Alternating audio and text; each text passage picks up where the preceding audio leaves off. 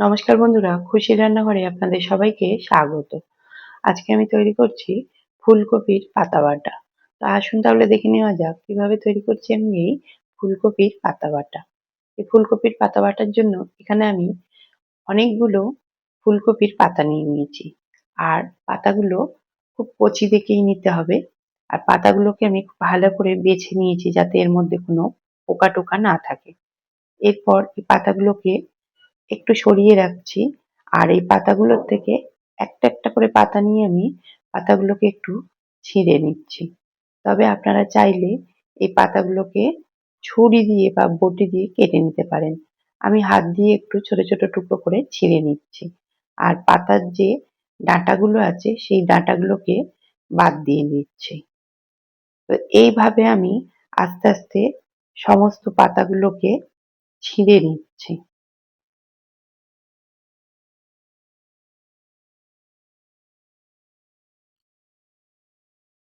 দেখুন আমার সমস্ত পাতাগুলো ছিঁড়ে নেওয়া হয়ে গেছে। এরপর এই পাতাগুলোকে আমি একটা ঝুড়ির মধ্যে তুলে নিচ্ছি। সমস্ত পাতাগুলো একটা ছোট ঝুড়ির মধ্যে তুলে নিয়েছি। এরপর এই পাতাগুলোকে ভালো করে ধুয়ে নিয়ে তারপর সেদ্ধ করার জন্য নিয়ে নিচ্ছি। সেদ্ধ করার জন্য উনানে একটা কড়াই বসিয়ে দিয়ে বেশ কিছুটা জল দিয়ে দিয়েছি। তারপর এর মধ্যে দিয়ে দিলাম হাফ চামচ পরিমাণ লবণ। এরপর এর মধ্যে ফুলকপির পাতাগুলো দিয়ে দিলাম। গ্যাসের ফ্লেমটাকে হাই হিটে করে রেখে এই পাতাগুলোকে জলের সাথে একটু নাড়াচাড়া করে দিচ্ছি।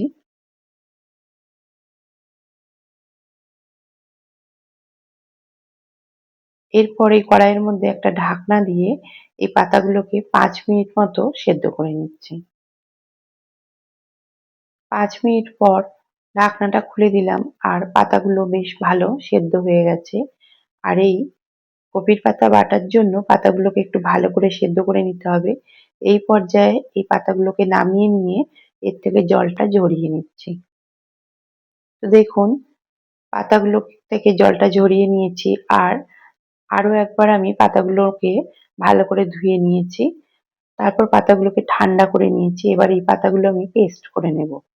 এই পাতাগুলো পেস্ট করার জন্য এখানে আমি নিয়ে নিয়েছি একটা মিক্সির জার। এই জারের মধ্যে প্রথমে দিয়ে দিচ্ছি দুটো রসুনের কোয়া। আর এর মধ্যে দিয়ে দিচ্ছি আমি এখানে 5টা কাঁচা লঙ্কা নিয়েছি। তো এই লঙ্কাগুলোকে আমি একটু ভেঙে ভেঙে এই জারের মধ্যে দিয়ে দিচ্ছি। ঝালটা অবশ্যই আপনারা আপনাদের পছন্দ অনুযায়ী নিয়ে নেবেন। তারপর এর মধ্যে দিয়ে দিচ্ছি এক মুঠো ধনেপাতা। আর ধনেপাতাগুলো আমি ডাঁটা শুদ্ধই নিয়েছি। এরপর এর মধ্যে দিয়ে দিচ্ছি কিছুটা ফুলকপির পাতা। এখানে একবারে সমস্ত পাতাগুলো পেস্ট করা যাবে না, সেই জন্য অর্ধেকটা পরিমাণ পাতা এর মধ্যে দিয়ে এই পাতাগুলোকে আমি পেস্ট করে নিচ্ছি। তবে চেষ্টা করবেন একটু জলের ব্যবহার কম করতে। আমি এখানে জল ব্যবহার করলাম না, কিন্তু প্রয়োজন হলে সামান্য একটু জল দিয়ে দিতে পারেন। তো দেখুন আমি সমস্ত পাতাগুলোকেই পেস্ট করে নিয়েছি। আর আমি পেস্ট করার সময় সামান্য একটু জল দিয়েছি। তো পেস্টটা আমার তৈরি হয়ে গেছে। এরপর এই পেস্টটাকে আমি রান্নার জন্য নিয়ে নিচ্ছি। রান্নার জন্য উনানে একটা কড়াই বসিয়ে দিয়ে কড়াইয়ে দিয়ে দিয়েছি সর্ষের তেল। তেলটাকে ভালো করে গরম করে নিয়েছি। এরপর গ্যাসের ফ্লেমটাকে লো হিটে করে এই তেলের মধ্যে দিয়ে দিচ্ছি 3টে শুকনো লঙ্কা। যেকোনো বাটা বা ভর্তা বানাতে গেলে একটু শুকনো লঙ্কা ভাজা দিলে তার টেস্টটা খুব সুন্দর হয়।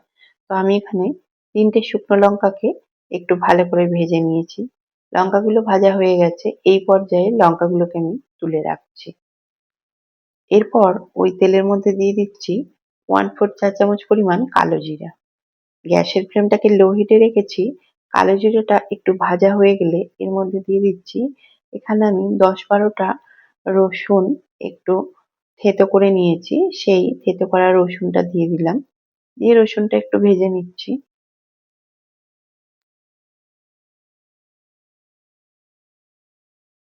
রসুনটা একটু ভাজা হয়ে গেলে এর মধ্যে দিয়ে দিচ্ছি একটা বড় সাইজের পেঁয়াজের টুকরো। এই পেঁয়াজের টুকরোটা দিয়েও ভালো করে একটু তেলের সাথে পেঁয়াজের টুকরোটাকে ভেজে নিচ্ছি। দেখুন 4 থেকে 5 মিনিট আমি পেঁয়াজটাকে ভেজে নিয়েছি। পেঁয়াজের মধ্যে একটা সুন্দর রং ধরে গেছে। এই পর্যায়ে এর মধ্যে দিয়ে দিচ্ছি পাতার পেস্টটা।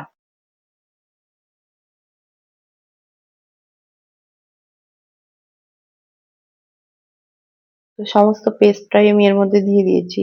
এরপর এই পেঁয়াজ আর রসুনের সাথে ভালো করে এই পেস্টটাকে একটু নাড়াচাড়া করে মিশিয়ে দিচ্ছি। একটু ভালো করে মিশিয়ে দিয়েছি। তারপর এর মধ্যে আমি দিয়ে দিচ্ছি 1/4 চা চামচ পরিমাণ হলুদের গুঁড়ো, আর দিয়ে দিচ্ছি স্বাদ অনুযায়ী লবণ, আর দিয়ে দিচ্ছি সামান্য একটু চিনি। চেষ্টা করবেন অবশ্যই একটু চিনি দেওয়ার, তাহলে এর টেস্টটা খুব ভালো হবে। এরপর গ্যাসের ফ্লেমটাকে মিডিয়ামে রেখে ক্রমাগত নাড়াচাড়া করে এই পেস্টটাকে একটু শুকনো করে নেব। দেখুন আমি 7 থেকে 8 মিনিট নাড়াচাড়া করেছি, তো জলটা অনেকটাই শুকিয়ে গেছে। এই পর্যায়ে গ্যাসের ফ্লেমটাকে লো হিটে করে দিয়ে আরো 8 থেকে 10 মিনিট এটাকে নাড়াচাড়া করে একেবারে শুকনো করে নেব। দেখুন আরো 10 মিনিট মতো আমি এই পাতা বাটাটাকে ভালো করে নাড়াচাড়া করে নিয়েছি, আর এটা অনেকটাই শুকনো হয়ে গেছে।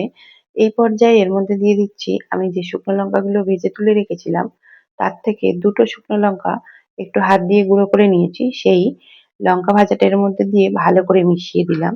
আমার এই পাতা বাটাটা একেবারে তৈরি হয়ে গেছে। এই পর্যায়ে আমি এই পাতা বাটাটাকে নামিয়ে নিয়ে একটা প্লেটের মধ্যে তুলে নিচ্ছি।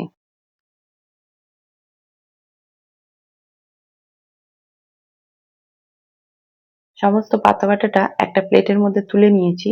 তারপর এর মধ্যে দিয়ে দিচ্ছি আমি 1 চামচ পরিমাণ সর্ষের তেল। সর্ষের তেলটা দিয়ে গরম ভাতের সাথে এই পাতা বাটাটাকে আমি পরিবেশন করে দিয়েছি। তো বন্ধুরা, আজকে আমার এই ফুলকপির পাতা বাটার রেসিপি আপনাদের কেমন লাগলো অবশ্যই মতামত জানাবেন। যদি ভালো লেগে থাকে তাহলে একটা লাইক দেবেন, আর যদি আমার চ্যানেলের নতুন বন্ধু হয়ে থাকেন তাহলে আমার এই চ্যানেলটি সাবস্ক্রাইব করে দেবার অনুরোধ রাখলাম। ধন্যবাদ।